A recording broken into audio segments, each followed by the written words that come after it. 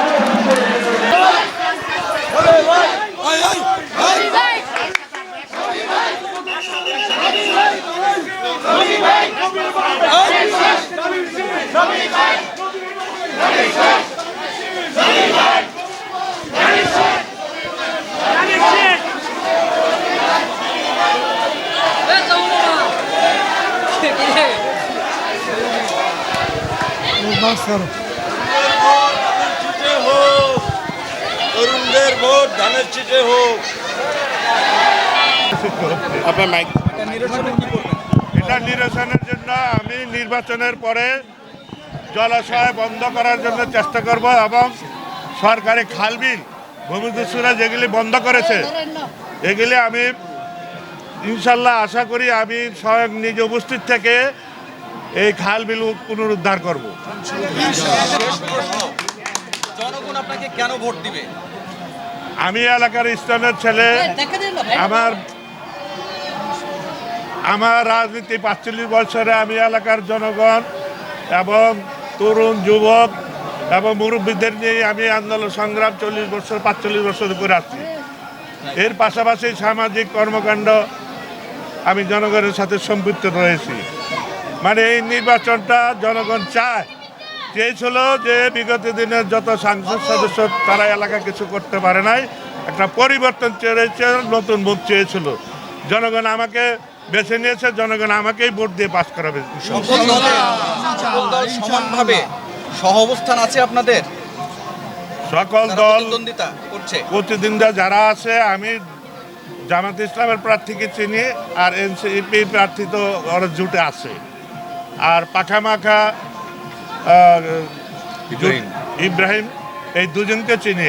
11 জনের মধ্যে এই 3 জনকে চিনি, আর কোনো প্রার্থীকে দেখা হয় না, চিনিও না। তাদের পুস্টার ফেস্টুন কিছুই নেই, প্রচার নেই। বিসমিল্লাহির রহমানির রহিম। ধন্যবাদ আপনাকে। আমরা সুখে দুঃখে যাকে পাই সে আমাদের নবী ভাই। আমাদের অত্যন্ত প্রিয়। আমরা শুধু না, যাত্রাবাড়ি ডেমরা আজকে ৪২ বছর যাবৎ নবুল্লাহ নবী এই যে মনে করেন বিএমপি করে, এর মধ্যে শেখ হাসিনার 18 বছরে এর প্রায় 200-250 মামলা এবং 18 বছরে 5-7 বছরে জেলে ছিল এবং হয়তো 18 বছর 2-1 বছরে বাড়িতে ছিল। এই ডেমরা যাত্রাবাড়ি মানুষের কাছে নবুল্লাহ নবী একটা পরীক্ষিত নেতা এবং এই যে ডেমরা যাত্রাবাড়ির প্রতিটা সমস্যার সম্বন্ধে নবুল্লাহ নবী অবহিত আছে। এমতো অবস্থায় আমরা যদি নবুল্লাহ নবীকে বিপুল ভোটে জয়যুক্ত করতে পারি তাহলে ডেমরা যাত্রাবাড়িবাসীর কোনো সমস্যা আল্লাহর রহমতে আমি মনে করি থাকবে না। এমতো অবস্থায় আমরা যেভাবে গণসংযোগ করতেছি, বাড়িতে বাড়িতে যাই, আল্লাহর রহমতে আমরা বিপুল সাড়া পাই। সবাই বলে আগামীতে আমরা নবী ভাইকে ভোট দিব, নবী ভাই ভালো লোক, সেজন্য নবী ভাইকে ভোট দিব। আর এমন অবস্থায় যারা নির্বাচনে দাঁড়াইছে আল্লাহর রহমতে নবুল্লাহ নবী অত্যন্ত ভালো লোক এবং ওনার কর্মের ফল হিসেবে আমাদের প্রিয় নেতা তারেক জিয়া তাকে দানের শীষ হাতে দিয়েছে।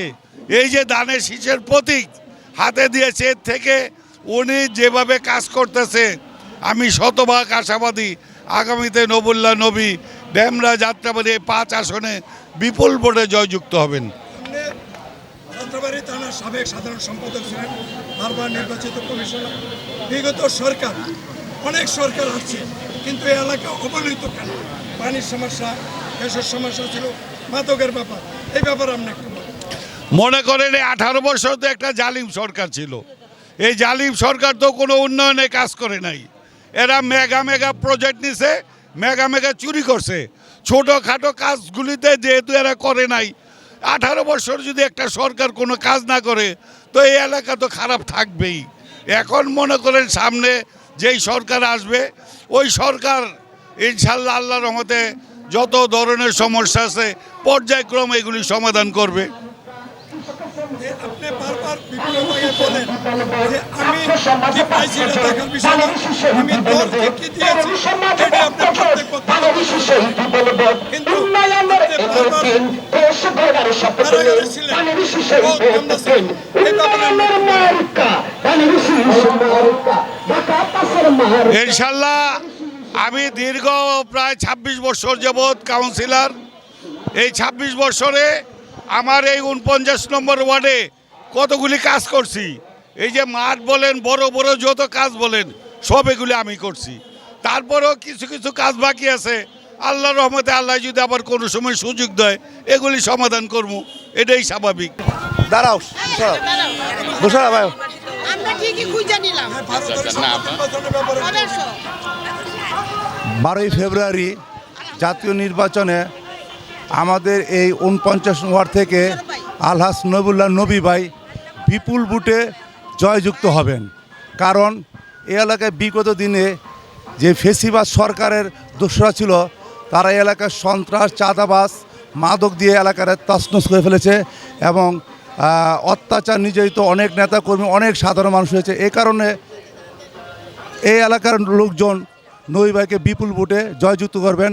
বিসমিল্লাহির রহমানির রহিম। আসসালামু আলাইকুম। আজকে আমরা, আপনি যে প্রশ্ন করলেন যে নবী ভাই এই আসন থেকে নির্বাচন করবে, তারেক জিয়া নবী ভাইকে নমিনেশন দিয়েছে প্রথম। তো আমরা এই এলাকায় সব এলাকায়, প্রতি এলাকায় সারা বাংলাদেশি মানুষ চায় যে শান্তি শৃঙ্খলাভাবে চলার জন্য, বাঁচার জন্য। তো এই সময়ের মধ্যে নবী ভাই, আজকাল নবী ভাই কোথা থেকে আসছে? নবী ভাই আসছে তৃণমূল থেকে।